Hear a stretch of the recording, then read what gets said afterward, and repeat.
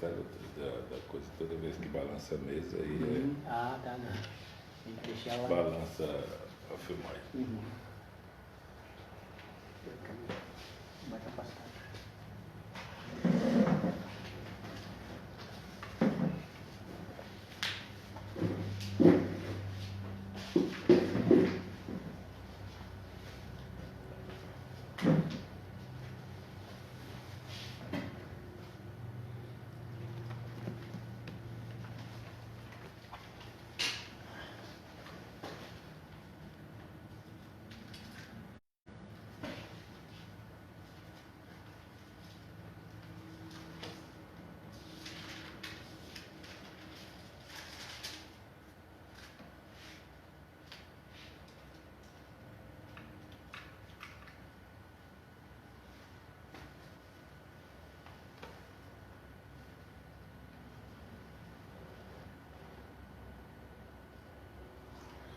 Graças, pais e irmãos, mais uma semana, mais uma segunda-feira em que nos reunimos para estudar a Palavra de Deus. Mais especificamente, estudar a Palavra de Deus a partir das doutrinas ensinadas nas Escrituras, estudar a Palavra de Deus a partir dos temas abordados pela Sagrada Escritura. Estamos nesse ano estudando o módulo de Teologia Sistemática. Para você que por acaso esteja acessando a nossa aula hoje, começamos com a doutrina de Deus, depois passamos para a doutrina do homem e logo após a criação consumada de Deus, do muito bom, nós começamos a trabalhar a doutrina da queda, doutrina do pecado e como a queda afetou a realidade da existência dos seres humanos nas diversas esferas da sua vida. E hoje nós queremos dar continuidade a isso. Como sempre fazemos, cada segunda-feira, começamos a nossa aula lendo um texto bíblico e nós vamos ler Romanos capítulo 3, a partir do versículo a partir do versículo 10. Romanos capítulo 3, a partir do verso 10, a conclusão que Paulo faz acerca da maneira como o pecado afetou a realidade da vida dos seres humanos, tanto na sua esfera vertical, no que diz respeito ao seu relacionamento com Deus, como na esfera horizontal. A conclusão de Paulo começa a ser delineada aqui, apresentada a partir de uma série de citações do Antigo Testamento, que começa a partir do versículo 10. Ele vai dizer, como está escrito, todas as vezes que nós vemos essa expressão no Novo Testamento, o autor sagrado vai fazer citações do Antigo Testamento. Então, ele vai fazer uma série de citações e hoje nós vamos ver essas citações na exposição da aula. Então, ele diz, como está escrito, não há um justo nenhum sequer, não há ninguém que entenda, não há ninguém que busque a Deus. Todos se extraviaram e juntamente se fizeram inúteis. Não há quem faça o bem, não há nenhum só. A sua garganta é um sepulcro aberto, com as suas línguas tratam enganosamente. Peçonha de áspide está debaixo dos seus lábios, cuja boca está cheia de maldição e amargura. Os seus pés são ligeiros para derramar sangue. Em seus caminhos há destruição e miséria, e não conheceram o caminho da paz. Não há temor de Deus diante dos seus olhos. Ora, nós sabemos que tudo o que a lei diz, aos que estão debaixo da lei o diz, para que toda a boca esteja fechada e todo mundo seja condenável diante de Deus. Por isso, nenhuma carne será justificada diante dele pelas obras da lei, porque pela lei vem o conhecimento do pecado. Então vamos orar ao Senhor. Pai amado, nessa noite, mais uma vez, nós nos reunimos para aprender, Senhor, a Tua Santa Palavra. Pedimos ao Senhor que nessa noite Teu Santo Espírito venha nos ajudar, Senhor, a compreender a verdade da Tua Palavra como convém, e não apenas isso, Senhor, a entender também como essas verdades, Senhor, podem se tornar aplicáveis à nossa vida. Que o Senhor venha abrir os nossos olhos e o nosso coração e o nosso entendimento para compreender, Senhor, de que maneira essa palavra pode impactar e transformar a nossa vida de tal maneira que comendo, bebendo ou fazendo qualquer outra coisa, o Teu nome venha a ser glorificado em nossas vidas. Por isso, Pedimos, Deus, que o Senhor venha ser conosco nessa noite, com a vida de cada um dos teus filhos e filhas que tem nos acompanhado, Senhor, a cada segunda-feira, Senhor, ó Deus, pelas redes sociais. Que hoje venhamos conhecer um pouco mais da Tua Palavra, Senhor, e que aquilo que conhecemos da Tua Palavra e venhamos conhecer nessa noite, venha a crescer argumentos, Senhor, a todas as vezes que nós precisarmos da razão da nossa fé àqueles que nos perguntam. Por isso, que o Senhor venha ser conosco, Senhor, e venha nos ajudar nessa noite a compreender essas verdades e, mais especificamente, o que essas verdades têm a ver com a nossa vida. Nós assim te pedimos em nome de Jesus. Amém. Hoje, nós estávamos conversando com uma pessoa acerca daquilo que temos ministrado nas segundas-feiras à noite, em especial acerca da doutrina do pecado. E como essa doutrina em nossos dias não é bem vista, como também não é benquista nos púlpitos. Basta você começar a pregar sobre pecado, sobre arrependimento, sobre conversão, para você notar, tanto no semblante como no discurso das pessoas, uma certa apatia para com aquilo que está sendo dito. E nós estávamos tentando definir o porquê as pessoas têm tanta apatia ou aversão a pregações que enfatizem a realidade do pecado. E eu estava dizendo para a pessoa que estava falando comigo que essa aversão, em parte, existe nos nossos dias por um motivo. Porque a doutrina do pecado, ela mostra quem realmente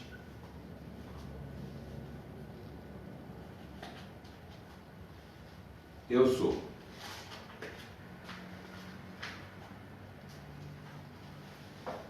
Talvez esse seja o grande problema da recusa de se ouvir, se pensar ou se aprender sobre a doutrina do pecado.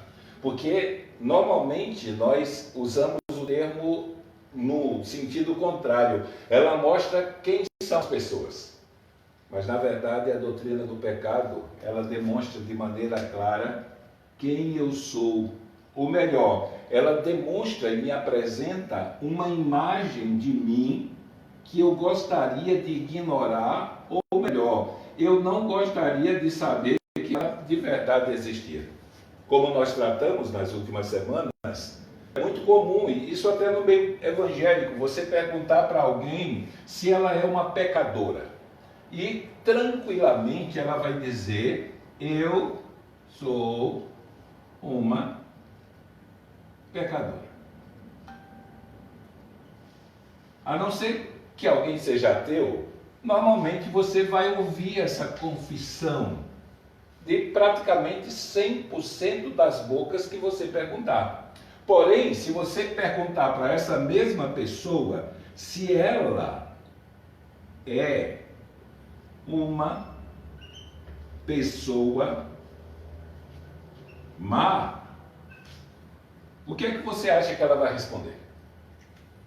Normalmente, para responder a pergunta se ela é uma pecadora, com toda a tranquilidade do mundo, sem nenhum constrangimento, sem nenhuma tristeza, sem nenhum pesar, ela confessa publicamente que é uma pecadora, mas a partir do momento em que você associa essa confissão dela a uma mancha na sua imagem, aí não, ela diz: não, pecador eu sou, mas má não.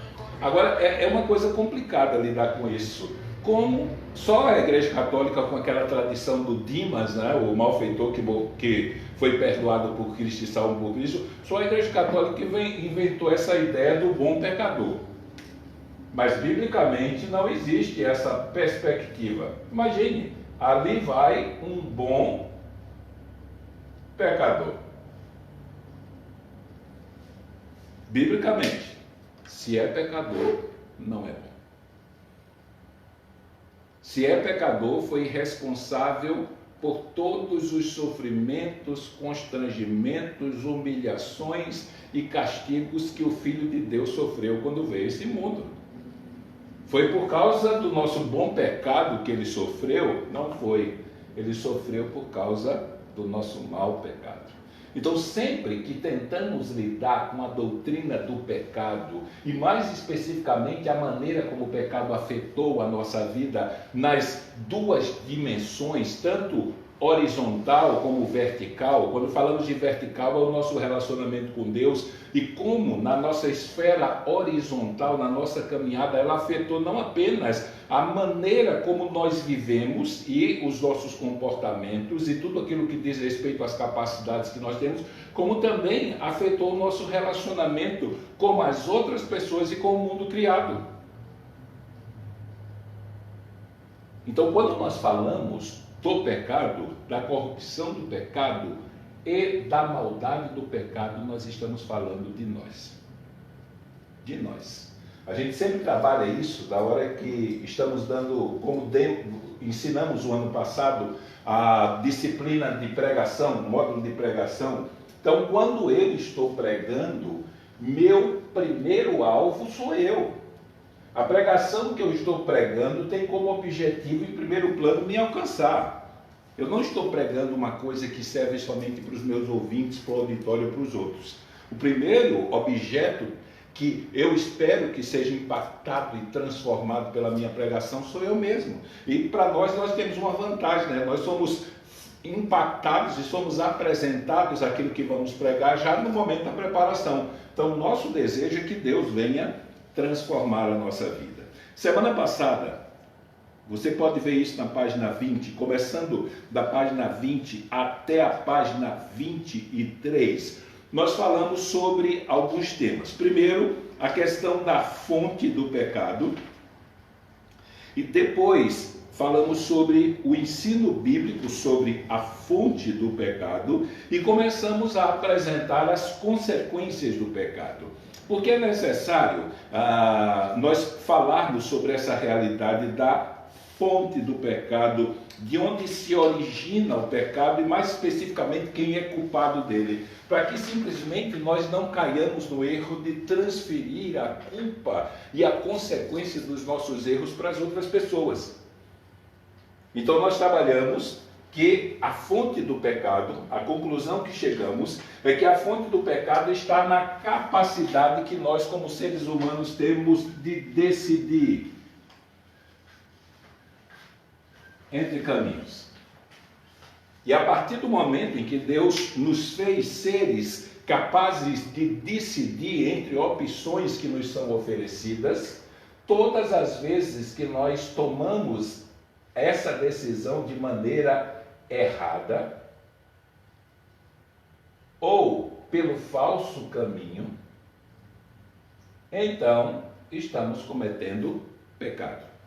Lembre que na constituição psicológica do homem que nós lemos, nós falamos que a consciência, ela é o juiz, é aquele senso que nos aponta para a realidade de um certo e errado, um bem ou mal. Só que a parte da percepção que Deus nos deu para observar o padrão criacional, quando partimos para o padrão moral, a consciência vem limpa. E o que vai determinar o comportamento moral que nós temos é aquilo que acreditamos ser a verdade. Se a nossa consciência não tiver a palavra de Deus como fundamento, logo ela pode ser corrompida, e ela pode ser corrompida de tal maneira que vai chegar um ponto que ela vai se tornar totalmente insensível à realidade do pecado. Nós vamos decidindo pelo erro, e dependendo da maneira como lidarmos com o erro, chegará um tempo que o erro para a gente vai parecer que é o certo, e o que é certo vai parecer que é errado. Isso, infelizmente, nós vemos na rejeição que o mundo faz com relação à palavra de Deus como padrão. Então, todas as vezes que nós decidimos por opções que são contrárias à palavra de Deus, estão em desacordo com a palavra de Deus, então nós cometemos pecado. O pecado, nesse sentido, de maneira prática, é a transgressão da lei de Deus. É a nossa capacidade de decidir sendo aplicada à escolha de caminhos que são contrários à verdade de Deus. Logo, quando eu peco, eu sou o único culpado. E eu preciso me lembrar que pecado tem consequência. Então nós trabalhamos essa realidade da nossa culpa. As pessoas culpam o diabo, as pessoas culpam as circunstâncias, as pessoas culpam a sua condição social. Só que quando nós pecamos, o único culpado pelo nosso pecado somos nós mesmos. Ainda que tenhamos sido tentados por pessoas, ainda que tenhamos sido tentados por provações, ainda que o diabo esteja nesse rolo, mas a decisão de fazer o certo e errado sempre será nossa. Ela será autônoma e ela será de responsabilidade absoluta do ser que decide. Então, a capacidade que nós temos de decidir entre dois caminhos, entre duas opções, a maneira como nós exercemos essa capacidade e o caminho que nós decidimos trilhar, ele pode constituir-se um caminho de obediência e um caminho de desobediência ou de pecado.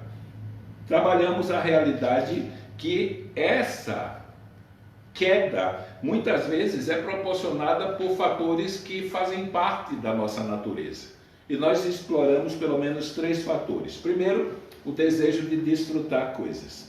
Existem coisas que são pertinentes à nossa existência, que fazem parte da nossa existência e que em si, o desejo em si não é pecaminoso. Ontem eu estava conversando com um grupo de pessoas dizendo para ele, olha, imagine, você deseja ter uma vida confortável. Não é pecado você orar para Deus. Deus, olha, abre portas, faz com que eu consiga um emprego melhor, faz com que se abra as portas para que eu me qualifique, para que eu possa ganhar um pouco mais e ter uma vida mais confortável. Isso é pecado em si? Não é. Não é pecado possuir. Agora, a Bíblia nos alerta o tempo todo sobre o perigo de que quando Deus nos abençoa e nos faz prosperar, nós transformarmos aquilo que Deus nos deu como uma bênção para a gente se usufruir no fundamento da nossa segurança, no fundamento da nossa esperança, no fundamento da nossa satisfação, no fundamento da nossa alegria, e nós transformamos aquilo que Deus nos deu para aproveitar num Deus para cultuar. Então o desejo de possuir coisas pode se transformar numa expressão de avareza, pode se transformar num fundamento sobre o qual o egoísmo vem a governar a nossa vida e pode simplesmente se transformar num Deus no qual, a partir do momento em que eu possuo, eu passo a depositar nele a minha segurança. Então, uma coisa boa, o desejo de desfrutar coisas se transforma numa armadilha para que o pecado me governe. Então, eu preciso estar atento. O desejo de obter coisas, principalmente hoje em dia no mundo, né?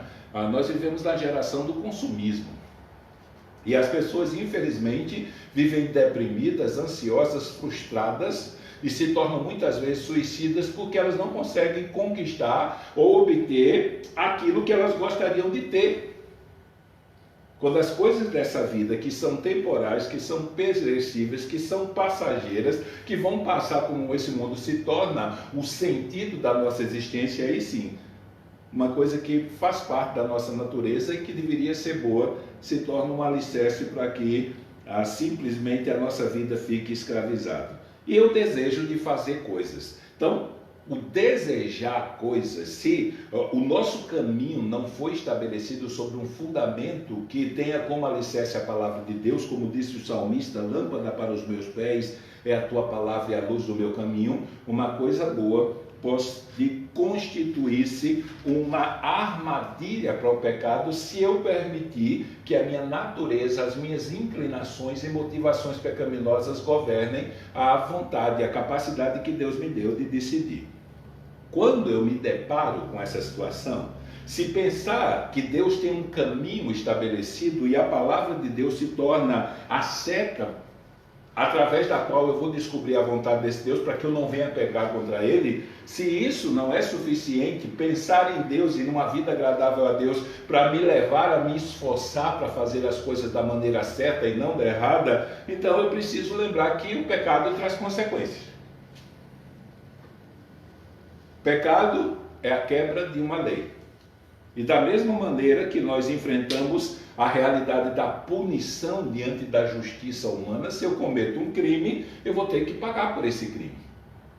em qualquer esfera da minha experiência. Imagine, eu estou dirigindo meu carro, a estrada é 80 quilômetros e aí eu venho a 110 e passo uma lombada eletrônica a 110. Daqui a 30 dias chega a recompensa do meu erro. Se eu cometo um furto e eu sou pego pela polícia, eu vou ter que assumir a culpa e receber a punição por aquilo. A lei, ela trabalha dessa maneira. A lei de Deus não é diferente. Deus, ele vai punir aqueles que pecarem. Há uma punição definida e essa punição, ela pode ser apresentada nessas três esferas, ou melhor, tirando o nome punição, o pecado sempre trará consequências.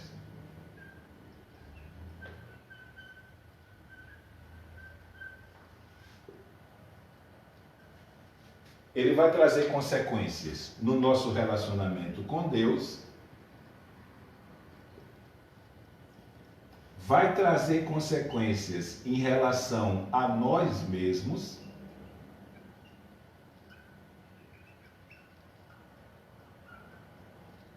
e o pecado vai trazer consequências no nosso relacionamento com os outros. Não tem como escapar disso aqui. Se eu trilho o caminho do erro, eu vou ter que arcar com as consequências da minha decisão, porque Deus nos fez seres morais. Semana passada nós terminamos a nossa aula falando sobre as consequências que o pecado trouxe para com o nosso relacionamento com Deus. E aí, quando nós falamos, gente, de doutrina do pecado, ela se torna desconfortável, em primeiro plano, porque ela mostra a nós como um espelho quem de verdade nós somos. Nós podemos criar até uma utopia daquilo que somos. Nós somos gente legal, gente boa, sabe? Se não fosse Cristo morrendo na cruz, porque a gente é tão gente boa, Deus ia dar um jeito de levar a gente para o céu. A gente gosta de pintar uma imagem nossa dessa maneira, mas a doutrina do pecado não permite. Porque o tempo todo ela nos está lembrando que todos os benefícios espirituais que herdamos como produto do amor de Deus e da bondade e da misericórdia de Deus demonstrado foi por causa de Cristo e não de nós. Não havia nada em nós que Deus pudesse se agradar para nos atrair para si. E continua não havendo nada em nós que possa levar Deus a, olhando para nós, nos atrair para si, desde o princípio da caminhada na obra do novo nascimento e até o fim na glorificação, sempre será o mérito de Cristo, sempre será a obra de Cristo, sempre será a perfeição de Cristo, porque se sobrar qualquer coisa para nós, se Deus usasse o critério, vai ser 99,9999% de Cristo, e 0,0001% do pecador. Iríamos para o inferno, iríamos para o lago de fogo, iríamos sofrer eternamente por causa do pecado. Então a doutrina do pecado coloca todos nós, usando um termo muito comum, na vala comum. Não existe ninguém fora da vala. E a única maneira de ser removido dessa vala é se Cristo estender a sua mão e nos puxar. Com seu sangue nos lavar e nos purificar e nos conferir vida eterna. Então a doutrina do pecado, ela coloca todo mundo na mesma condição. Logo, a parte de Cristo, todos estão debaixo da maldição da lei. Todo ser humano que você conhece, que você não conhece, que não é convertido, diante de Deus ele está debaixo de maldição. Mas essa maldição não é definitiva. Ela pode ser removida a partir do momento em que a pessoa ela se entrega a Cristo. Paulo vai dizer na carta aos Gálatas 3, 13, 14 e 15 que Cristo nos resgatou da maldição da lei. O mesmo Paulo que em Romanos 1,18 diz que a ira de Deus se revela dos céus contra toda a impiedade e perversão dos homens que detêm a verdade pela injustiça. A parte de Cristo, estamos debaixo da ira de Deus. A parte de Cristo, estamos no estado de morte espiritual. Mas quando Cristo vem, Ele nos dá vida, como é dito em Efésios capítulo 2, versículo 4 e 5. Estávamos mortos em nossos delitos e pecados, e Ele nos deu vida juntamente com Cristo, pela graça sois salvos. E no caso de Gálatas capítulo 3, Cristo nos resgatou. E antes da aula aqui nós estávamos conversando, uma pergunta que me foi feita, se é possível uma pessoa ser crente e ainda assim estar debaixo de maldição, não é? Infelizmente nós temos uma falsa doutrina sendo ensinada nas igrejas, a doutrina da quebra de maldição hereditária, ou não precisava ser hereditária, poderia ser qualquer outra. Maldição, gente, biblicamente falando, é sinônimo de juízo, condenação.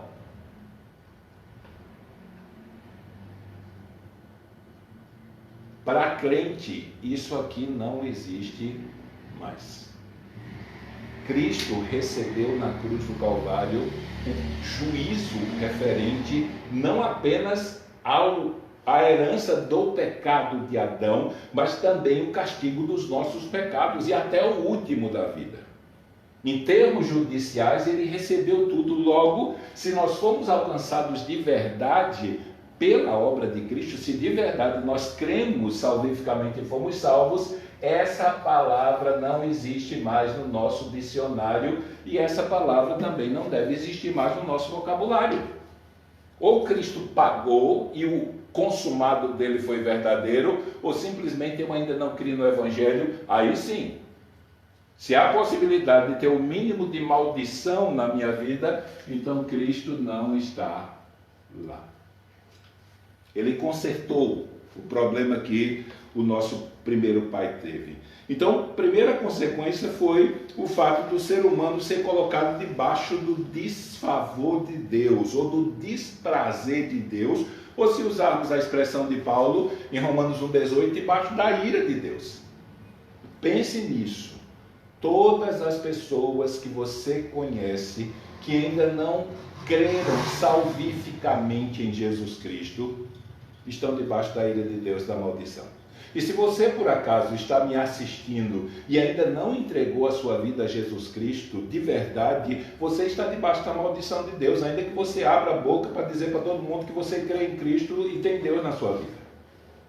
É muito fácil, pelo menos em primeiro plano, saber se você crê em Jesus Cristo. Uma pergunta básica: se você morresse agora, nesse momento, assistindo essa aula, você tivesse um ataque fulminante que não desse tempo nem de pensar, simplesmente desse o ataque, você acabasse, apagasse e foi-se, para onde iria a sua alma?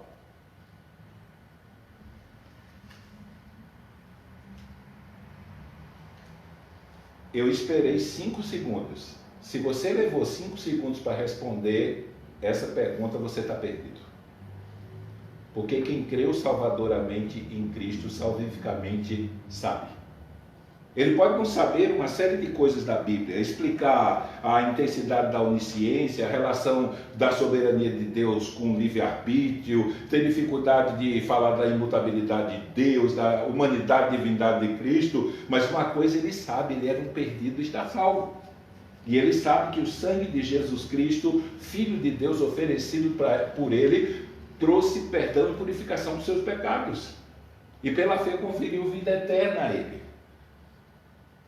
Então, se eu ainda não consigo descansar somente,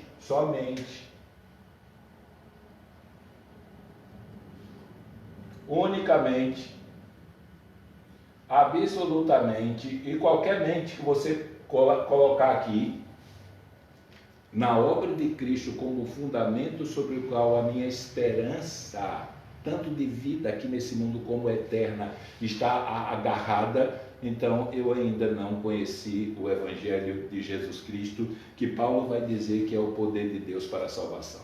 Então, se eu ainda não criei salvificamente em Cristo, logo eu estou debaixo da ira de Deus presente e estou caminhando para a ira de Deus eterna. A única coisa que pode me fazer escapar disso é a obra de Cristo que nos torna aceitáveis diante de Deus. Então, a primeira coisa que o pecado trouxe foi o desfavor de Deus, ou o desprazer, afastou esse homem de Deus. Segundo, colocou esse homem sobre o estado de culpa.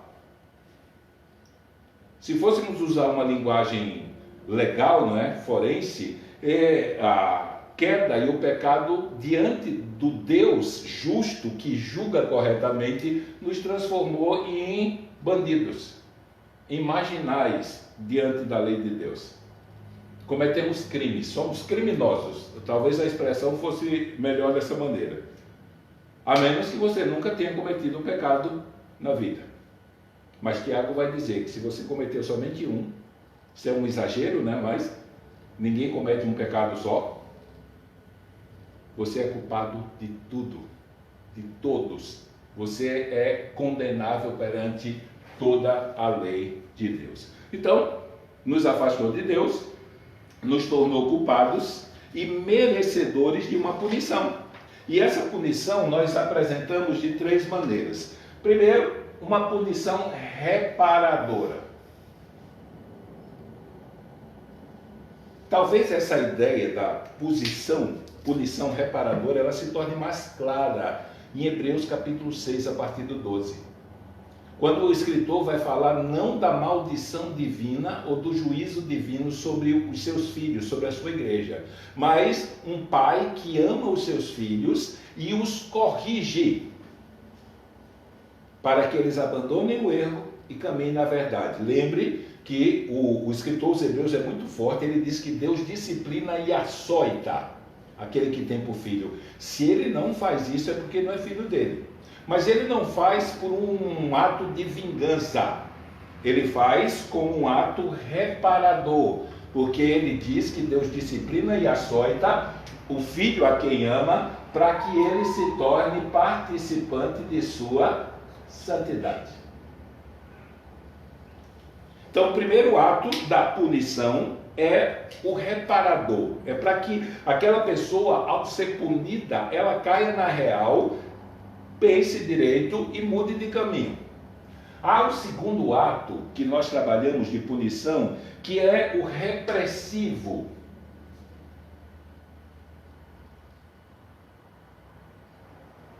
É aquela punição para servir como exemplo. E nós vemos Paulo tratar isso com relação à punição de um pecado público.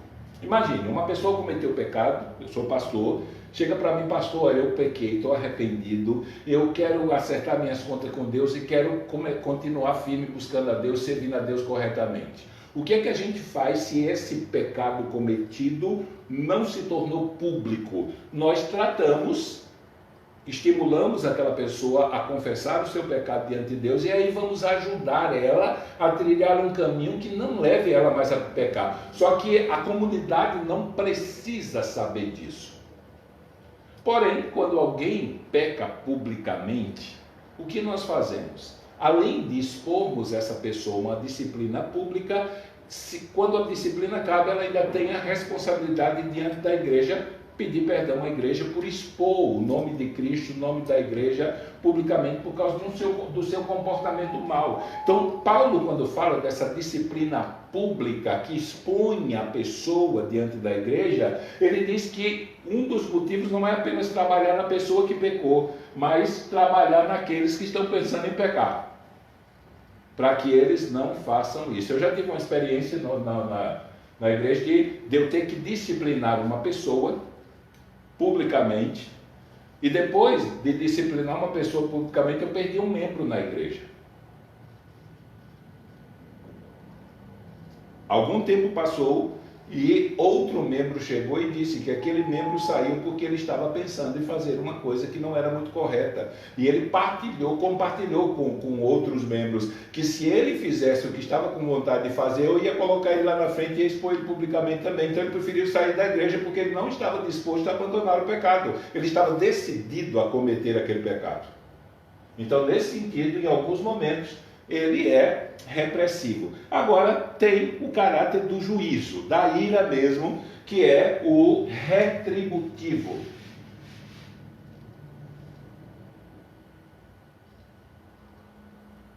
E numa geração e numa era do politicamente correto, esse tipo de pregação sobre juízo ninguém gosta de ouvir, porque para algumas pessoas isso mancha a imagem de Deus.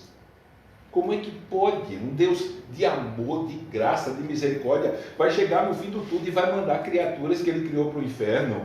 Não, nós não podemos pintar essa imagem de Deus para as pessoas ouvir. Gente, Deus não está preocupado com isso.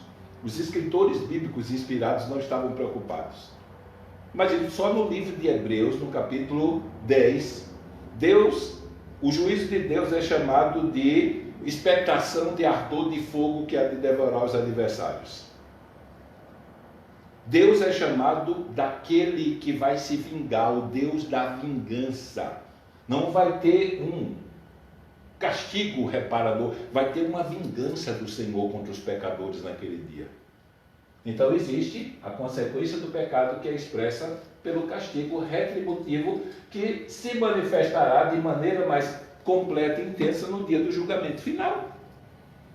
Então o pecado, ele colocou o homem no desfavor, afastou o homem de Deus, transformou o homem num culpado, impôs sobre o homem a perspectiva da punição e dentro dessa perspectiva da punição em primeiro plano nós temos a queda de Adão.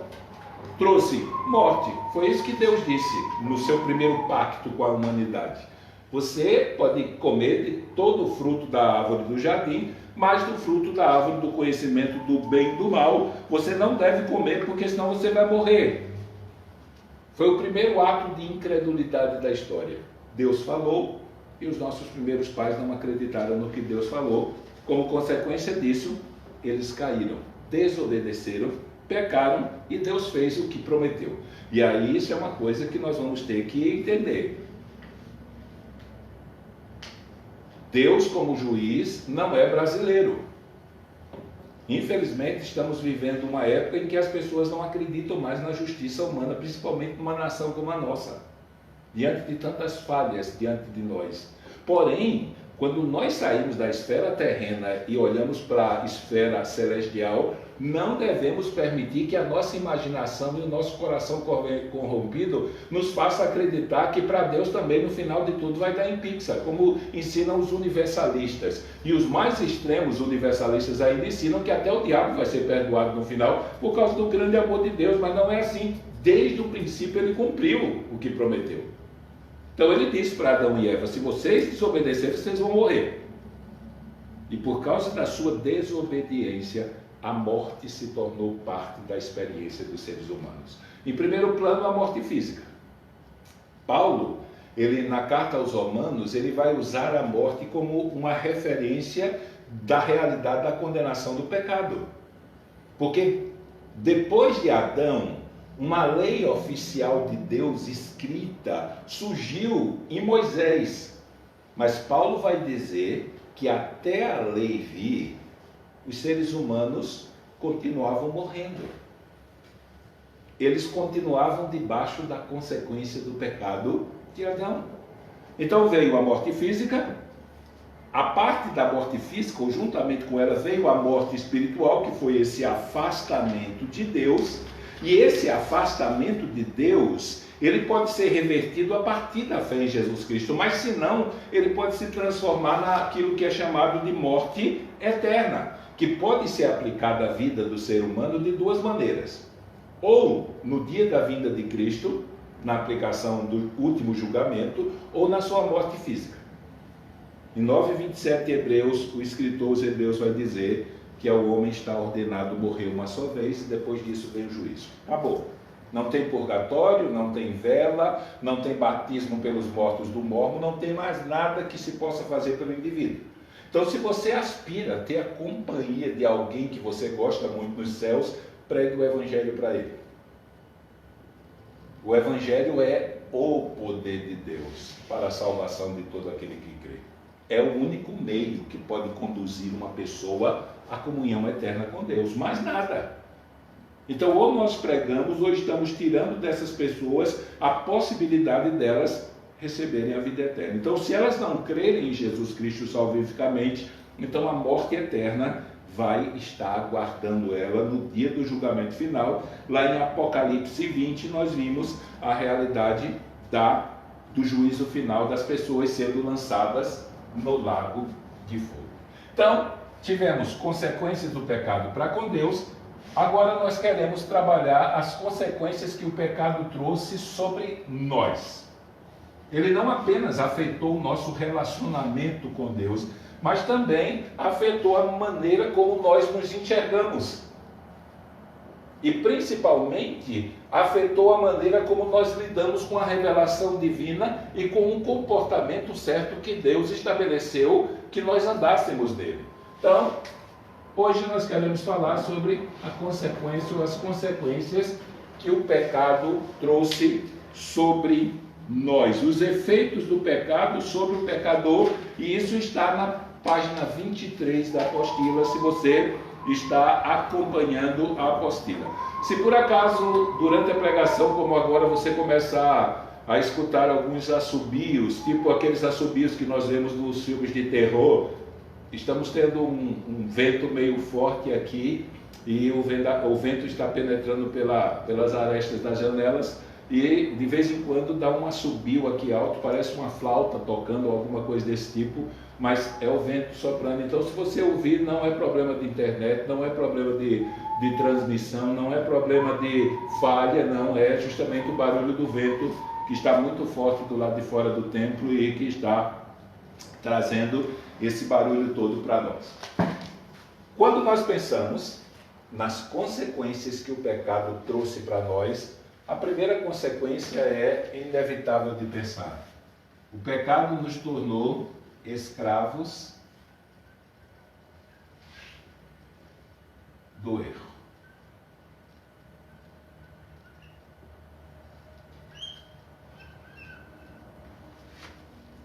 Se existe uma coisa que nós temos inclinação natural para praticar, é o pecado. O pecado nos tornou escravos.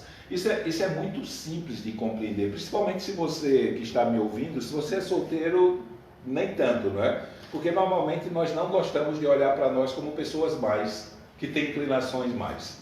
Mas se você de alguma maneira foi pai ou mãe já, né? E teve filhos pequenos, uma coisa você descobriu na criação dos seus filhos: você nunca precisou ensiná-los a fazer o que era errado. Podia ter, isso começa a aparecer, essa inclinação para o mal, lá pelos 6, 7 meses. Você começa a ver o Adão e a Eva que está escondido lá dentro, como a gente diz, aparecer, né? Às vezes eu estou visitando um casal que tem um filhinho pequeno de 1 ano, 2, e aí de uma hora para outra aquele bichinho se enfesa, né? E eu já digo, sai desse corpo, se é um homem Adão, porque esse corpo não te pertence. Se é uma menina, sai desse corpo Eva, porque esse corpo não te pertence. Mas está lá, ninguém precisou ensinar. E que, infelizmente, normalmente, o que mais aparece são esses impulsos maus do coração, que tentam, de alguma maneira, governar a vida dos seres humanos desde a sua idade menor. O próprio Davi disse que em pecado me concebeu. Não é que ele foi filho de adultério, ele já nasceu sobre a escravidão do pecado, sobre as inclinações mais. Hoje é segunda, semana passada eu estava fazendo uma visita e na casa que eu estava tem uma criancinha de 1 ano. E ela tem uma irmã. E a irmã simplesmente foi pegar uma coisa que ela estava e ela olhou para a irmã e rodou a mão. Se a irmã não afasta, tinha levado uma mãozada no rosto. Uma criança de 1 ano. Então, uma das maiores provas evidentes e visíveis da escravidão ao erro a qual o pecado nos subjugou é o desenvolvimento de um ser humano desde a sua idade mínima. Ninguém, volto a lembrar, isso é comigo, é com você que está me ouvindo, não importando a idade que você tenha, ninguém nunca precisou lhe ensinar a fazer o que é errado. Essa psicologiazinha lá do que a gente é fruto do meio, não cabe. O meio faz com que a gente revele quem a gente é. Porque nem todo mundo que mora num ambiente de comportamento mal pratica o comportamento mal. E nem todo mundo que vive num bom ambiente se comporta de maneira correta. Porque não é um problema de ambiente, é um problema de natureza, é um problema de coração, é um problema de impulso do centro da vida que está corrompido e contaminado. E como consequência disso, nós não conseguimos viver à altura da imagem e semelhança de Deus para a qual nós fomos criados. O pecado colocou o homem debaixo de escravidão. E é justamente por causa disso que Cristo tinha que vir. Porque pense assim, vou abrir um parêntese aqui e falar do que a gente vai falar lá na doutrina de salvação. Se um ser humano quer ser salvo pelas obras, o que é que ele tem que fazer?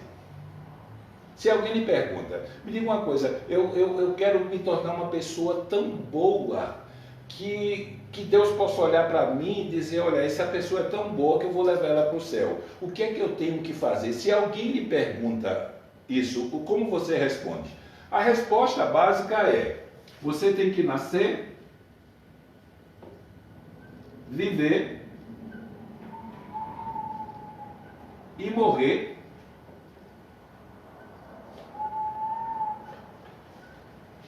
sem nunca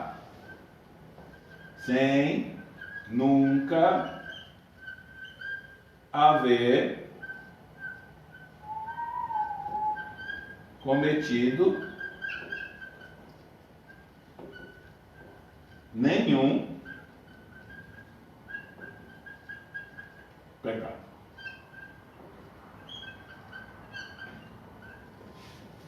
É o único jeito.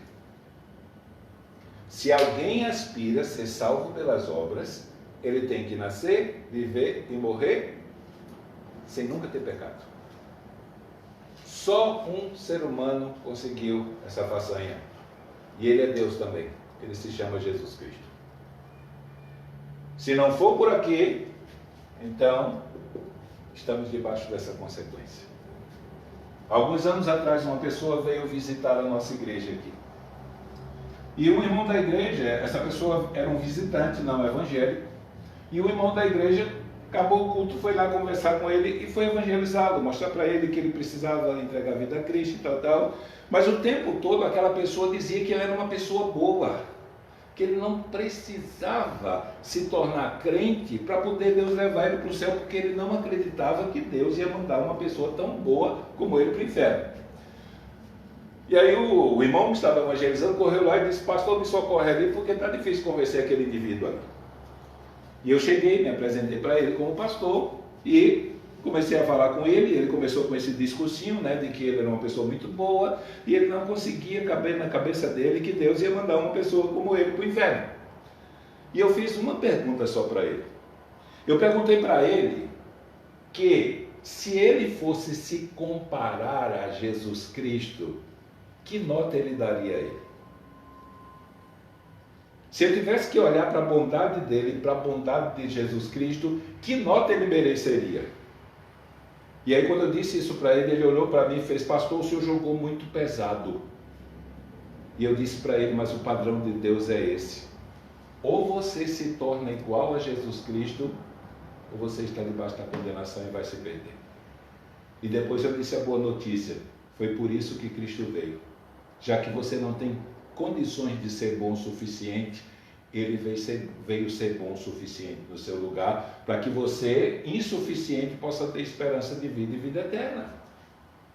Então, o pecado, infelizmente, nos escravizou de tal maneira que não tem como eu e você nascermos, vivermos e morrermos sem pecar.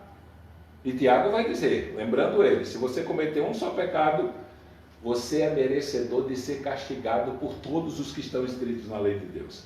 Você é culpado de todos. Então, consequência do pecado em nós é que ele nos tornou escravos, nos tornou incapazes de viver como imagem e semelhança de Deus de maneira perfeita. E esse foi um dos motivos pelo qual Jesus Cristo teve que vir a esse mundo. A escravidão do pecado faz com que a nossa vida seja vivida através de uma multiplicação de pecado. E Cristo morreu por isso. Uma das coisas que eu e você precisamos observar, e é só uma dica quando você estiver estudando na Bíblia a doutrina do pecado, é que quando você vê a palavra pecado no singular, normalmente esse texto está falando do pecado original, do pecado de Adão. Só que a partir de Adão a raça humana se tornou pecadora. E ela não apenas tem que arcar com a consequência do pecado, mas como pecadores, elas vão ter que arcar também com a consequência dos pecados. Quando você vê essa palavra no plural, ela está se referindo aos nossos pecados como seres humanos. Pecado, Adão, original, pecados, os nossos pecados, e vai haver, se não crermos salvificamente em Cristo, vai haver condenação para os dois. Essa aqui, primeiro pecado, o afastamento da comunhão com Deus. A raça humana perdeu o direito à comunhão com Deus. E os pecados, aquelas metáforas que são usadas de ranger de dentes, angústias e aquela coisa toda, esse sofrimento, ele é aplicado por causa dos nossos pecados. O afastamento da comunhão eterna com Deus por causa do pecado. Mas todo pecado tem consequência e nós precisamos estar atentos a isso. Normalmente, quando nós lidamos com isso aqui, imagine, a era da selfie. Chega um indivíduo lá, pega seu celular, bate uma selfie, posta na internet de manhã, e quando ele chega em casa do trabalho, da escola, ele vai lá e descobre que teve uma curtida só. Já não dorme, porque está deprimido, tem que tomar Rivotril. Agora imagine uma foto dessa exposta. Expondo a inclinação má que existe na sua natureza. Desqualificando você de qualquer tipo de elogio que expresse ou transmita a ideia de que existe uma bondade intensa ou superior em você. É complicado.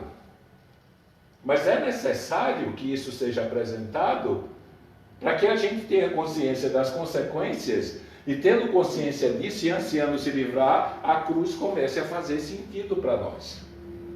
Então é necessário que a gente saiba a péssima notícia para que, quando a boa notícia na cruz seja anunciada, ela ganhe um sentido muito grande.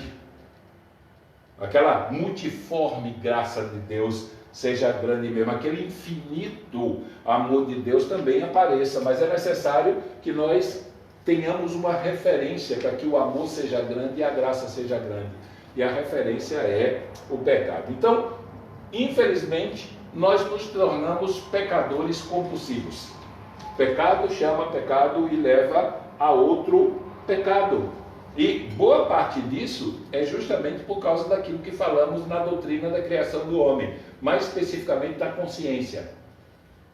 Se vivemos a nossa vida sem Deus aqui nesse mundo, se a palavra de Deus não é a nossa referência, nós viveremos tomando decisão, tendo como procedência uma consciência contaminada, que depois que o pecado se torna um hábito, se torna uma consciência cauterizada. Imagine, hoje como pastores nós lidamos com uma série de problemas na igreja que não lidávamos há 20, 30 anos atrás.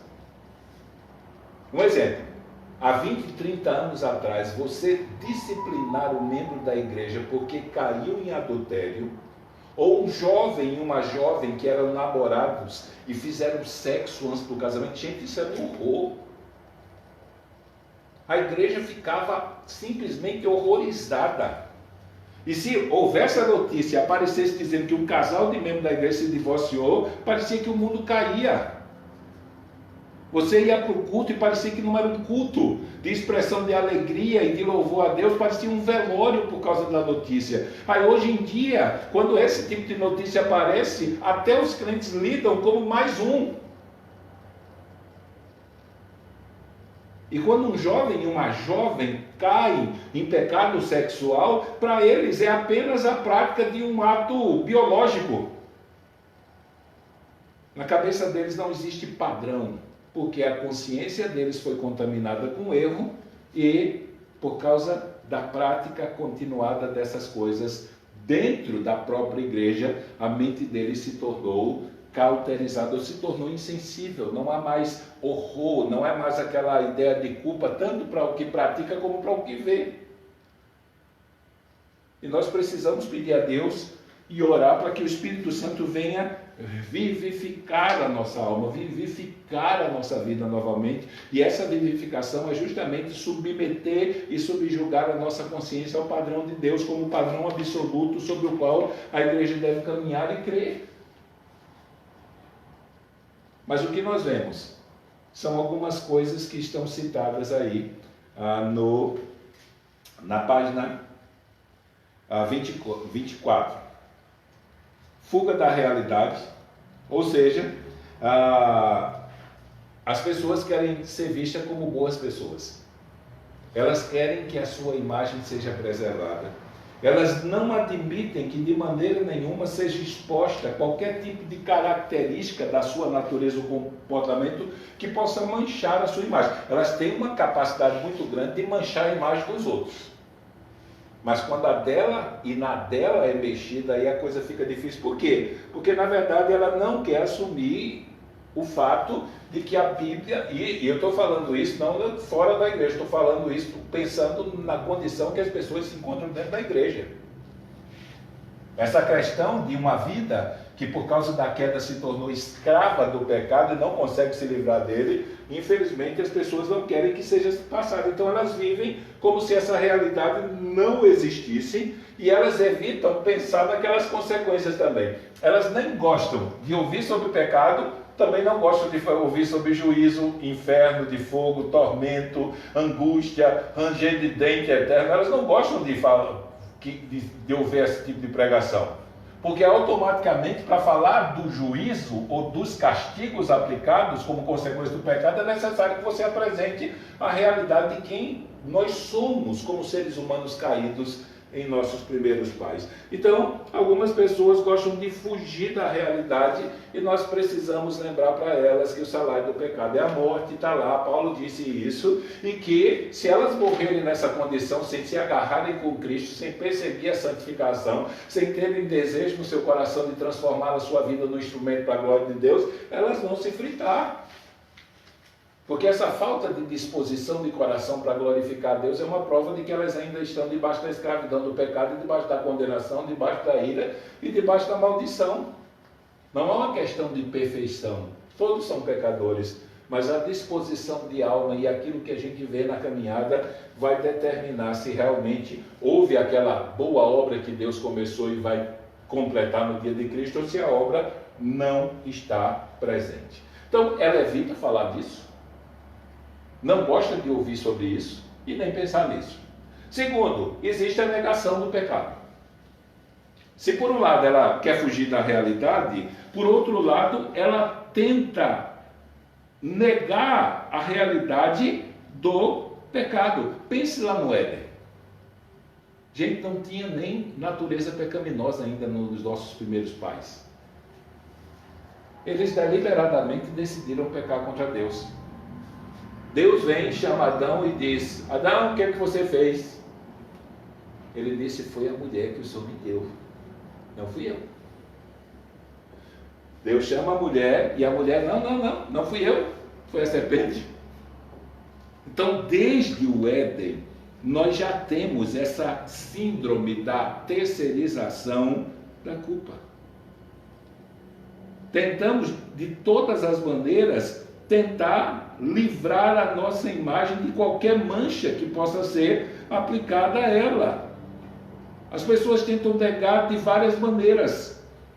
Elas negam chamando o pecado de doença. Imagine, Estávamos discutindo isso hoje mais uma vez, é um incômodo hoje. A Bíblia diz, não estejais ansiosos por coisa alguma. Não estejais ansiosos. Eu estava, antes da aula agora, vendo alguns comentários de alguns vídeos que trabalhavam a realidade das pessoas. Elas estavam num grupo perguntando como era tomar Rivotril sublingual, o Rivotril não sei o que, se era bom, se não era, porque elas ficavam ansiosas. Elas eram ansiosas. E imagine quando a gente lida com a realidade bíblica de que a ansiedade é pecado. Não estejais ansiosos por coisa alguma. Isso é um imperativo. Como um crente ansioso lidar com isso? Como uma pessoa não crente ansiosa lidar com isso? Normalmente a ansiedade é doença. Isso de forma generalizada. Só que nós precisamos entender que alguns aspectos que produzem ansiedade são resultado de fatores espirituais, fatores de fé mesmo, verdadeira ou falsa, e nesse sentido a reação que as pessoas têm são reações pecaminosas. São falta de confiança no governo de Deus ou uma rebeldia contra o governo de Deus na sua vida. Lembre que um dos aspectos do pecado é a rebeldia ou a rebelião contra o governo de Deus. Então as pessoas tentam maquiar. Elas terceirizam, elas transformam isso em doença, elas se fazem de boba, eu não sabia, ou atribui a um desajustamento social, como é o conceito do pecado do marxismo, né? Que é a luta que se manifesta a partir da diferenciação de classes, e aí se você unifica as classes, o problema do pecado aparece, não desaparece. Eu sempre que penso nessa questão do desajustamento social, eu me lembro de um filme, né? Eu gosto muito de assistir desenho animado, e no filme de Aladdin, eu sempre uso duas cenas do filme para ilustrar essa questão do pecado. Uma é essa questão de atribuir a um coitadismo por causa do desajustamento social. Imagine, a semana passada eu estava vendo o debate sobre aborto. E a pessoa que estava defendendo o aborto, o tempo todo ela dizia que o aborto deveria ser liberado porque se uma mulher pobre, engravida, ela não tem recursos para ir num hospital particular, então logo o governo deveria liberar o aborto, porque isso ia trazer consequência, iria trazer dano e aí por diante. Ou seja, a culpa era da condição social da pessoa e não dela praticar sexo sem que o sexo estivesse envolvido sob um relacionamento de casamento. Planejado e projetado para a glória de Deus. Então, uma das cenas do filme Aladdin, sempre um musical, né? Então ele rouba. Os guardas estão correndo atrás dele e um monte de mulher cantando que os guardas não deviam perseguir e prender Aladdin, porque Aladdin era um pobrezinho que estava roubando para comer. Então, se é pobrezinho, pode roubar, na música que está sendo cantada. Roubo não é mais uma quebra do mandamento que está nos 10 mandamentos. Então, há uma campanha de negação do pecado. Por dar um novo nome, por terceirizar, por aplicar uma situação de coitadismo por causa de algum tipo de desajuste social, ou as pessoas simplesmente se fazem de boba e dizem que é por ignorância ou alguma coisa desse tipo. Só que, quando nós pensamos na perspectiva bíblica do pecado, lembrando que o pecado é o mau exercício da capacidade que Deus nos deu, através da vontade de decidir, e o pecado ocorre quando nós decidimos, no curso da nossa vida, por coisas que são contrárias ao padrão de Deus. Então nós precisamos lembrar que pecado se assume, que pecado se confessa e que pecado se abandona. Então, se eu sou um crente, quando eu lido com a realidade do pecado, eu preciso ter isso bem definido. Pequei, eu assumo o meu pecado, não terceirizo. Eu assumo o meu pecado, não me faço de bobo. Eu assumo o meu pecado, não transformo ele em doença. Eu assumo o meu pecado, eu confesso o meu pecado e eu abandono o meu pecado. Lembre que aquele que confessa e deixa, esse alcança misericórdia. Outra coisa que nós vemos com relação ao pecado é a realidade do auto-engano. Ou seja, nós tentamos, de todas as maneiras, tentar mostrar para as outras pessoas que nós somos outra coisa e não o que realmente nós somos como pecadores. Lembra da crise lá de tentar manter a nossa selfie bonita para ser bem curtida e tirar dela qualquer tipo de mancha que possa macular a nossa imagem? Então, as pessoas às vezes fazem isso. Elas escondem de verdade o que elas são. A gente ouve muito isso quando nós vamos debater a realidade do namoro, noivado e casamento.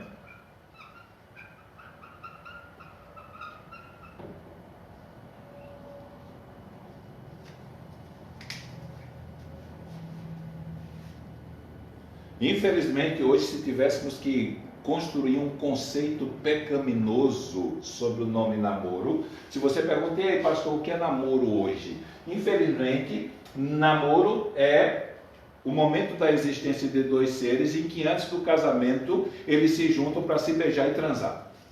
Só. Estava até esses dias conversando com os pais na igreja, dizendo que nós temos que voltar no âmbito cristão à prática do namoro à moda antiga de corte. Porque as coisas estão tão insensíveis e cauterizadas em relação ao pecado sexual, que se você libera qualquer espaço no namoro cristão hoje, não precisa ser muito tempo. Se você libera por 15 dias, eles transam. Porque sexo para eles não é mais um padrão absoluto que vai refletir moralidade e espiritualidade de uma vida que se adequa ao padrão de Deus, mas é apenas um fator biológico que traz prazer. E nessa geração hedonista nossa, nós vamos ter problema. Mas eu falei nessa questão aqui do namoro, noivado e casamento. O que é esse período? É um período em que você vai conhecer a pessoa de quem você se aproximou para decidir se você quer essa pessoa ao seu lado para o resto da vida no casamento. Mas não é incomum, infelizmente, nós lidarmos com casais que estão se divorciando porque um dos cônjuges abriu a boca para dizer: eu nunca pensei que esse indivíduo fosse assim. E olhe que nós encontramos isso com pessoas que no namoro e noivado passaram 5, 6, 7, 8 anos até casar.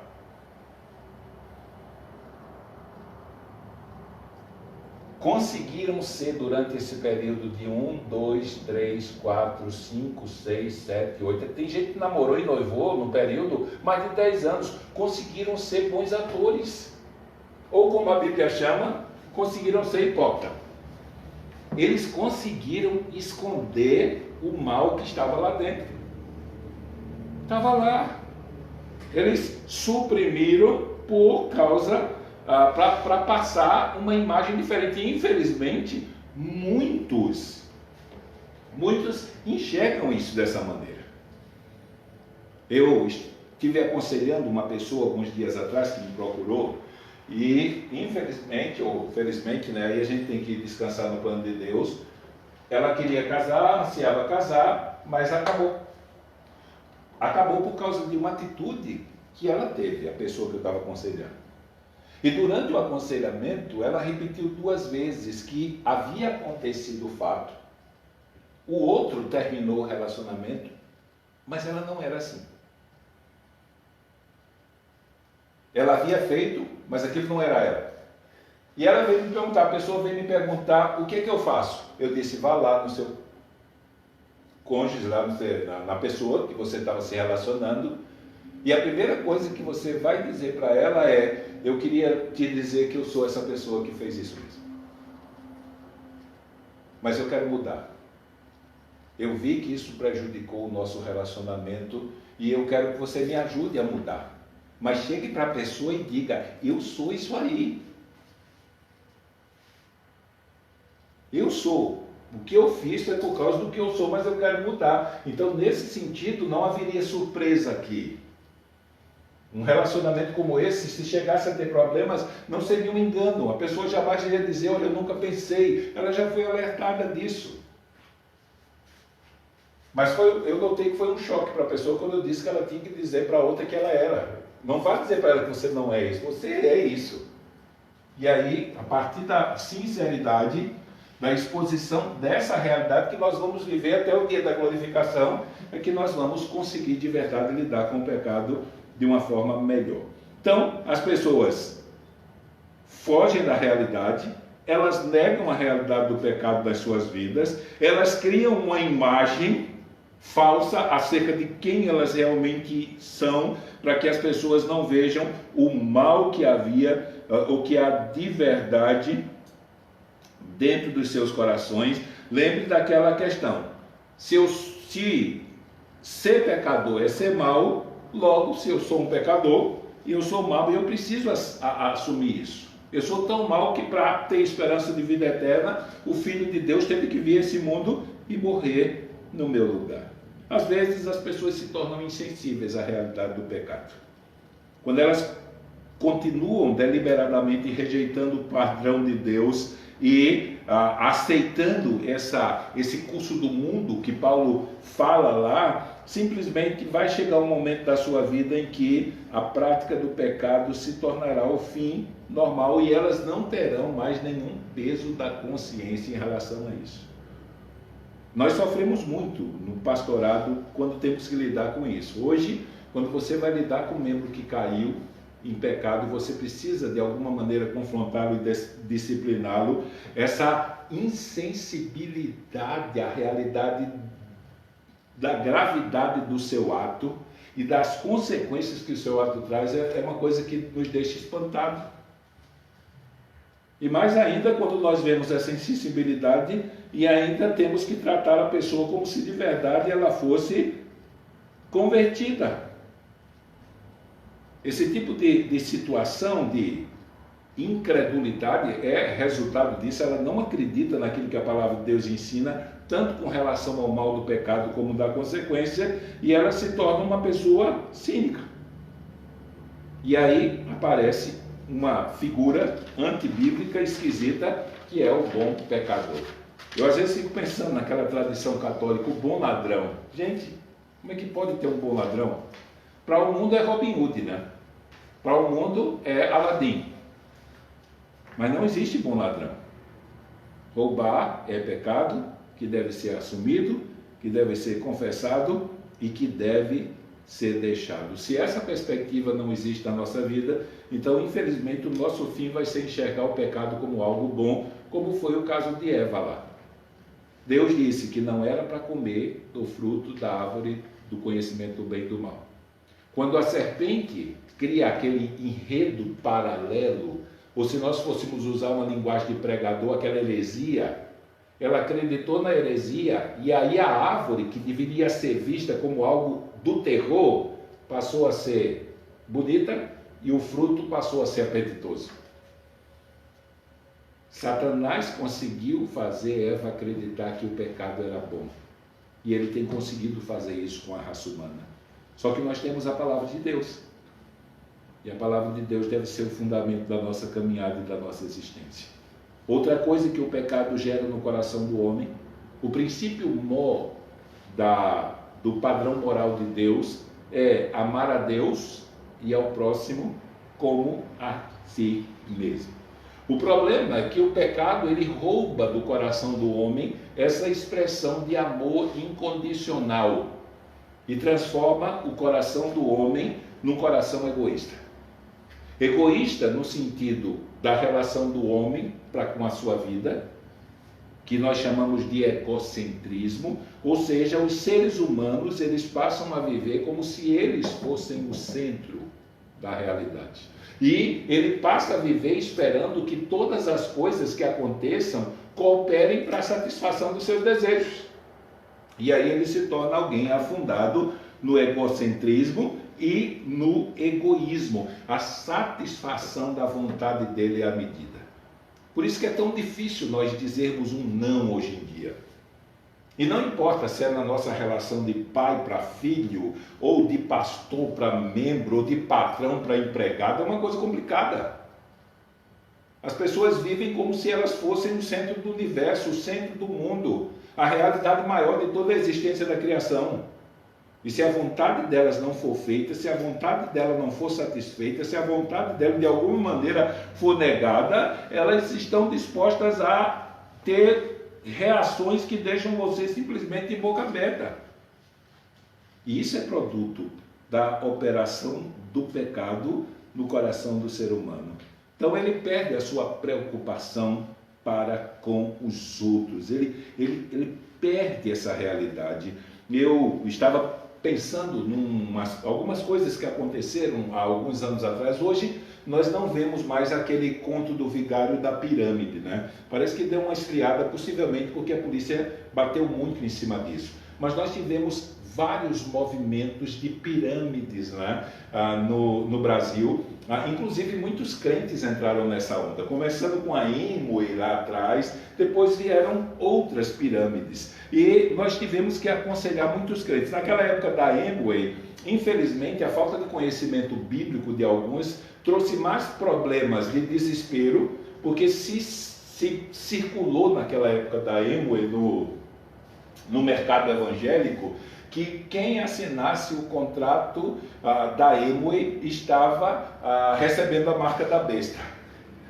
Gente, nós tivemos que lidar com pastores em desespero porque haviam assinado e entrado na Amway e agora tinham recebido a marca da besta e um pedido de salvação. Para você ter uma ideia da aberração espiritual que a gente teve que lidar naquela época. Mas o que eu quero dizer é que essas pirâmides refletem muito bem o que significa essa contaminação egocêntrica e egoísta dos seres humanos. Tivemos agora há pouco outras correntes dessa, né? outras pirâmides, e eu sentei com pessoas evangélicas, gente. Para mim é tristeza ter que tratar esse povo como crente. E mostrando para eles que não era condizente com a profissão de fé cristã um crente se envolver com pirâmide. Porque a pirâmide é um conto do vigário, né? Só que é um conto do vigário que vai explodir nas costas dos últimos que acessarem a pirâmide. Então, se alguém cria uma pirâmide hoje e eu entro no princípio, eu vou ganhar muito dinheiro. Só que esse dinheiro eu vou ganhar às custas do desespero e do prejuízo daqueles que virão no fim. E eu explicava isso para os crentes. E o que eu ouvia dos crentes era: eu não estou nem aí, contanto que eu lucre com o meu investimento agora, quem entrar pelo fim que se frite, ou como diz um bom nordestino, um mau nordestino nesse caso, que se lasque. Se eu ganhei dinheiro, isso é que importa. Eles não conseguiam enxergar a maldade do pecado que havia nos seus corações. A escravidão do egoísmo em que eles estavam afundados. E como a vida deles estava negando a imagem e semelhança de Deus para a qual eles foram criados. E eles ainda queriam ser tratados como crentes. Aí é que a coisa ficava ruim. Porque ali estava um idólatra de Mamon. O Deus dele era o dinheiro. E o propósito maior da sua existência era a satisfação da sua própria vontade, não a de Deus. Quando nós começamos a negar essa realidade como algo que está falando de nós, a cruz tem muito sentido e a obra de Cristo, a graça, o amor é grande demais, porque eu sei que eu sou isso aqui. E é por isso que eu tenho que vigiar, é por isso que eu tenho que buscar Deus, é por isso que eu tenho que depender dele, é por isso que eu tenho que conhecer a sua palavra, se quiser de alguma maneira viver uma vida mais agradável a ele, não posso escapar disso. Mas se eu nego essa realidade, se eu mudo os conceitos para que o pecado não seja apresentado, aí a coisa fica difícil para mim.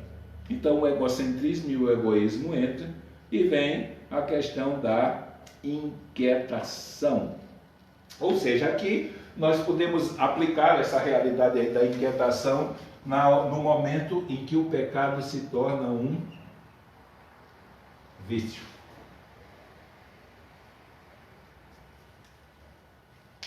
E quando o pecado se torna um vício, né, a psicologia dá um jeito de ganhar dinheiro em cima. 2 pecados que foram transformados em doença, porque ele chegou nesse estado. Cleptomania. Não sei se é com K ou com C, mas eu vou botar com C.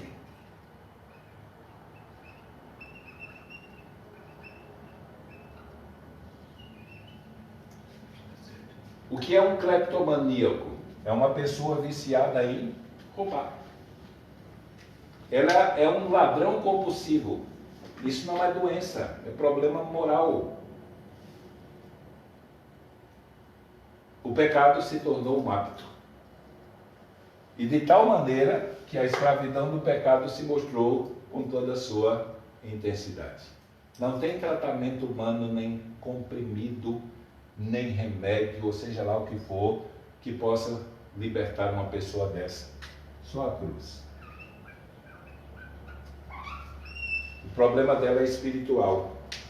Não é físico, não é biológico. Não é. Então nós temos uma pessoa viciada em roubo. Poderíamos colocar aquilo que alguns chamam de ninfomania. Ou seja, uma pessoa viciada em sexo. Isso aqui não é problema mental. Isso aqui é um problema moral, que se manifesta em algumas pessoas com toda a intensidade que a escravidão do pecado tem. Remédio para isso, cruz. Não tem outro.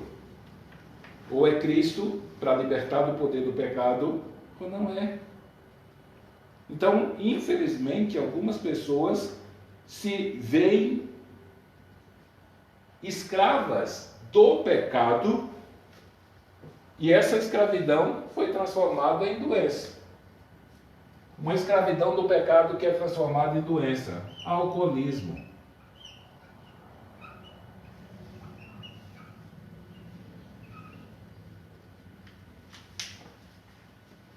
A dependência é por conta do limite que foi ingerido. A abstinência e o processo vai libertá-lo. Não é doença. Ele está arcando com a consequência da sua escravidão para com o pecado. E se nós entrarmos em, como se chama hoje, problemas sociais como prostituição, o padrão do sexo foi criado por Deus para ser usufruído na esfera do casamento. Fora dele é pecado. E aí você tem alguém que não consegue controlar os seus impulsos sexuais. A Bíblia diz que uma pessoa que tem esse problema deve se casar, não deve se prostituir.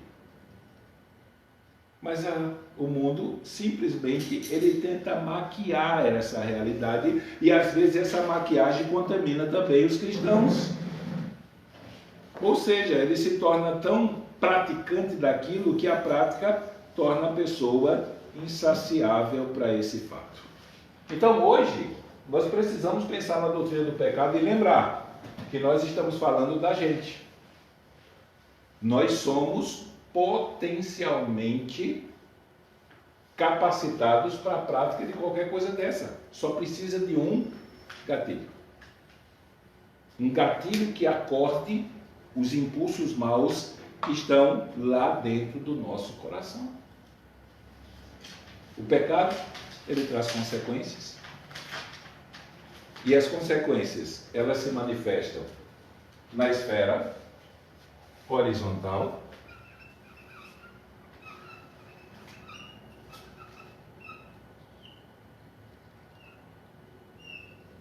e se manifestam na esfera vertical.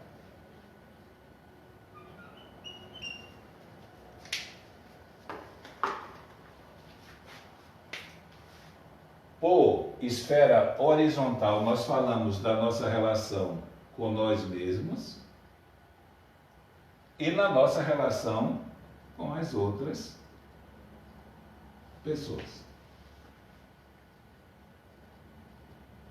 Na esfera vertical, ela afeta o nosso relacionamento com Deus. Como vimos hoje, na nossa relação com nós mesmos, nós estudamos pelo menos 7 fatores. Primeiro, questão da escravidão. Nós vamos ter que lutar com o pecado até o fim da nossa existência. Às vezes nós nos deparamos, infelizmente, com a ala da Liga da Justiça Gospel por aí, dos santarrão. Gente, eu fico horrorizado com aquilo. Como é que um crente pode olhar para os outros como se ele fosse uma pessoa superior, mais santa, quando a doutrina da graça joga todo mundo na mesma vala? Não tem ninguém melhor que ninguém. Todos são pecadores. E não importa a intensidade ou a quantidade de pecado, todos são pecadores. Isso não é a graça, a misericórdia, o sacrifício de Cristo e a obra dele aplicada à nossa vida. Estamos todos na mesma situação, não importando a intensidade ou a quantidade do pecado. Então, o pecado escravizou. Imagine, nós ainda temos que pedir perdão a Deus pelos nossos pecados. Todos os dias nós temos que pedir perdão a Deus pelos nossos pecados. Como nós podemos pensar que nós somos superiores ou melhor que os outros? Quando nós passamos a pensar dessa maneira, viramos fariseus e perdemos aquilo que a Bíblia chama de compaixão. Estamos expondo o Evangelho de Marcos no domingo à noite. Começamos a expor do capítulo 2:1 até o 3:6, aqueles 5 episódios de conflito de Jesus Cristo com os escribas. E basicamente, da parte dos escribas, o conflito acontece justamente por causa do senso de superioridade que eles tinham acerca de quem eles eram em sua santidade em relação aos outros, os fariseus. E aquela história da parábola do fariseu e do publicano: Senhor, ainda bem que eu não sou como esse pecador. Um crente não, um crente ele sabe que ele é igual a qualquer pecador desse mundo. E que se ele é o que é como um ser humano redimido, salvo, é por causa da obra de Cristo e somente por causa dela, porque se dependesse dele, o inferno seria o seu fim. Então o pecado trouxe escravidão. O pecado, ele chama outro pecado. É por isso que todo dia a gente tem que confessar o pecado. E ainda assim continuamos confessando que vamos para o céu. Por quê? Porque o sangue de Jesus Cristo, seu Filho, nos purifica. É o sangue de Cristo, é a obra de Cristo, é o mérito de Cristo, é o preço de Cristo. Tudo é Cristo. Nada para nós. Se deixasse qualquer coisa para nós, a gente se perdia. Não podemos fugir da realidade. Não podemos de maneira nenhuma transferir a culpa dos nossos pecados para ninguém. Não podemos terceirizar a culpa, nem tampouco criar uma imagem diferente daquela que realmente nós somos. Essa fuga da realidade traz consequências terríveis. Eu não sei quantos de vocês acompanharam na internet o caso do capelão que está sendo processado para ser expulso do exército americano. Por que motivo? Porque agora, nesse período de pandemia, John Piper escreveu um livro, Cristo e a Pandemia. E esse capelão do exército americano comprou 30 livros do John Piper e distribuiu com outros capelães. Moral da história, um movimento não cristão de capelania, tendo acesso àqueles livros, agora está processando e pedindo que aquele capelão do exército seja expulso da corporação. Por um motivo, porque nas linhas escritas no livro do John Piper, ele afirma que o Covid pode ser um julgamento de Deus por causa do pecado dos homens. O mundo não está disposto a ouvir isso. Eu não sei se ele afirma ou sugere, eu vou ler o livro por causa disso agora, mas o mundo não quer ouvir que Deus está insatisfeito e que eles, por causa do pecado deles, estão debaixo do desprazer. Eles vivem fora da realidade. Só que nós não podemos, como cristãos, viver fora dessa realidade, porque assumimos a nossa culpa, a nossa condição e abraçamos a obra de Cristo como motivo da nossa esperança. Não podemos negar o pecado, de maneira nenhuma. Não podemos negar o pecado por coitadismo, não podemos negar o pecado por atribuir a ele outro conceito, transformar pecado em doença. Não podemos atribuir a culpa do pecado a desajustamento social de maneira nenhuma, porque pecado, ele precisa ser assumido, pecado precisa ser confessado, pecado precisa ser abandonado. Não podemos produzir auto-engano, não podemos ser aqueles sepulcros caiados que Jesus fala dos fariseus. Eles pareciam sepulcros pintados, branquinhos, limpinhos por fora, mas a podridão estava dentro dos seus corações e eles precisavam reconhecer isso. Eu estava dizendo na igreja ontem que é um passo muito curto para nós, como crentes, nos tornarmos fariseus hipócritas, e nós temos que ter muito cuidado com relação a isso.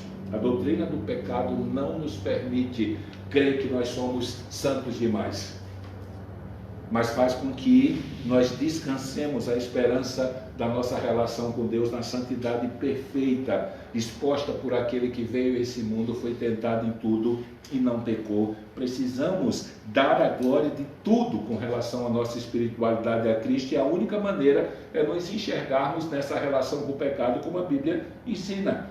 Não podemos nos tornar insensíveis. Pecado deve causar terror. Pecado deve causar horror na vida de qualquer crente. Se alguém comete pecado, você deve ficar horrorizado. Se alguém vive na prática do pecado, você deve ficar desesperado em anunciar Cristo para essas pessoas. Estávamos falando de Mateus ontem, um publicano, considerado pela cultura da época, mais especificamente de Israel, como o lixo da sociedade e como o pior pecador que existia, para quem não havia salvação. Mas aquele pecador que a sociedade rejeitava foi salvo por Jesus Cristo. E a primeira coisa que ele pensou: meus amigos não querem Cristo ainda. Depois de entender a salvação, primeira coisa que ele lembrou: meus amigos. E ele vai lá e faz um banquete para os seus amigos, para que eles possam ter acesso a Cristo e ouvir a pregação de Cristo. Por quê? Porque o pecado e a vida de pecado deve causar esse horror em nós. Precisamos ter cuidado de não nos tornarmos insensíveis à realidade do pecado.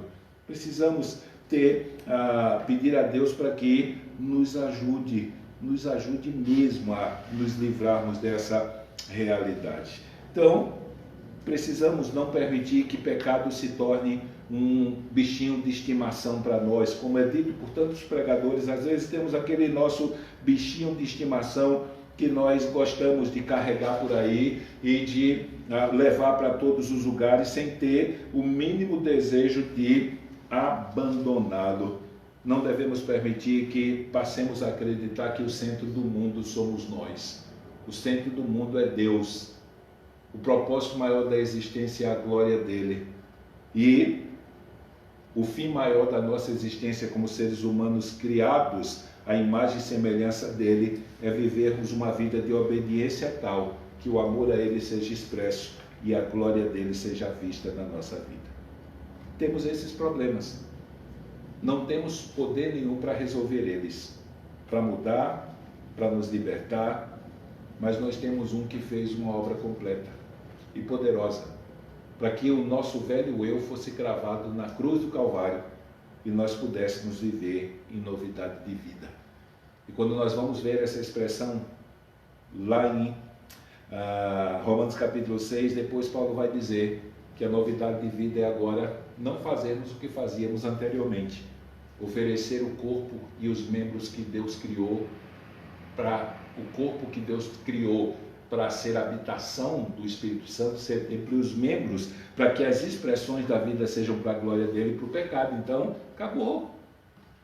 Agora a minha vida deve ser vivida em perseguição à santidade, porque o escritor aos Hebreus disse que sem essa santidade aparecer, ninguém verá Deus. Lembre, perfeição só no fim, mas transformação precisa aparecer para que a nossa confissão de salvação possa ter sentido, porque nós fomos salvos para as boas obras, e essas boas obras é justamente a libertação desse estado que o pecado nos subjugou quando nos escravizou.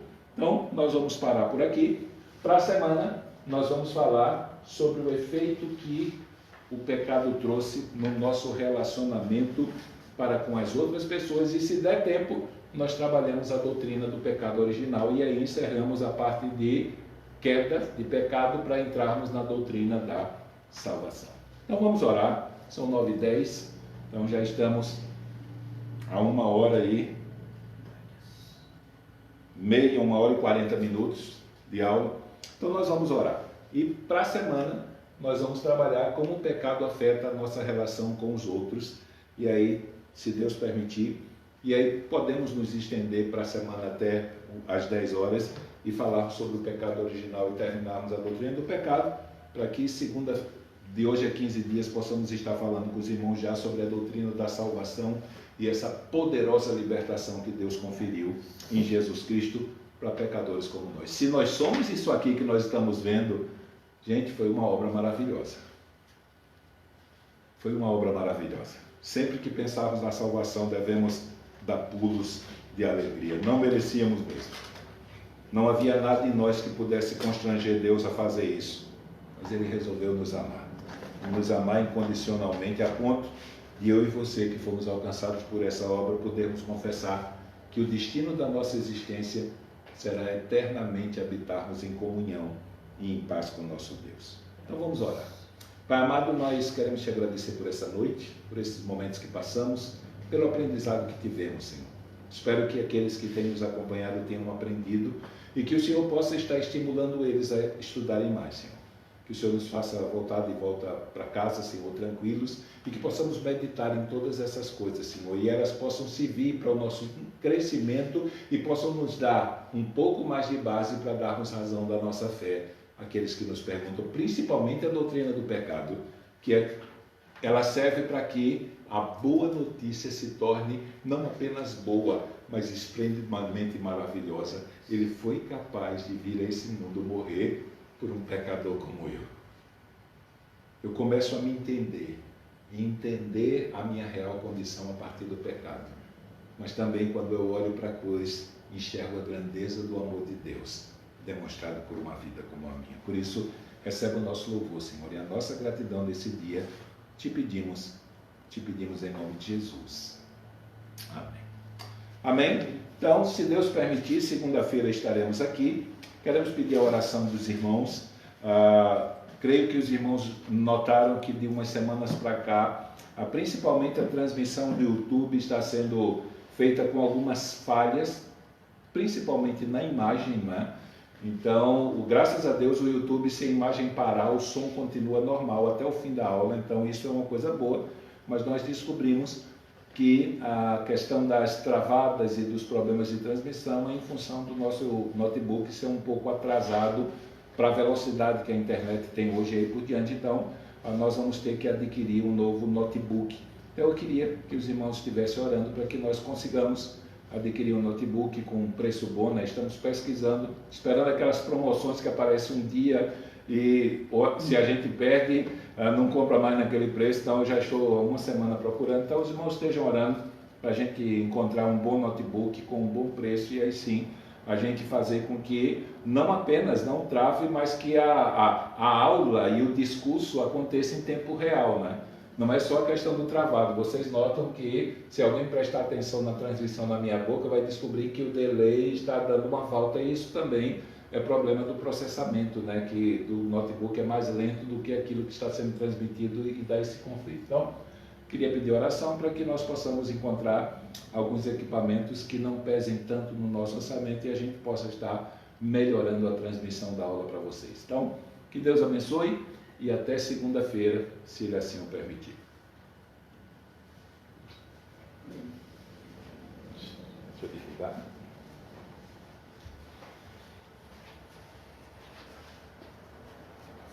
Isso.